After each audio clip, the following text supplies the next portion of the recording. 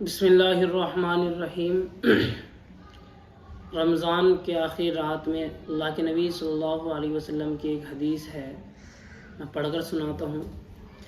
عن ابی ہریرہ رضی اللہ تعالی عنہ عن النبی صلی اللہ علیہ وسلم انہ قال یغفر لأمته فی آخر لیلۃ من رمضان قیل یا رسول اللہ اہی لیلۃ القدر قال لا ولكن العامل انما یوفى اجرہ اذا قضى عملہ۔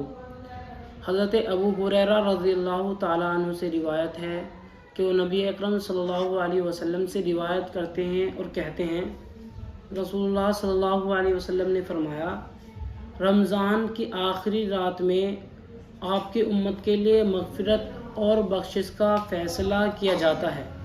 تو آپ صلی اللہ علیہ وسلم سے دریافت کیا گیا، یا رسول اللہ، کیا وہ شب قدر ہوتی ہے؟ مطلب وہ رات کیا وہ شب قدر ہوتی ہے؟ آپ علیہ السلام نے فرمایا کہ شب قدر تو نہیں ہوتی، لیکن بات یہ ہے کہ عمل کرنے والا جب اپنا عمل پورا کر دے تو اس کو پوری اجرت مل جاتی ہے۔ یہ حدیث ہے مسند احمد کی، جو رمضان کی آخر رات میں اللہ کے نبی صلی اللہ علیہ وسلم نے ایک حدیث بتائی ہے۔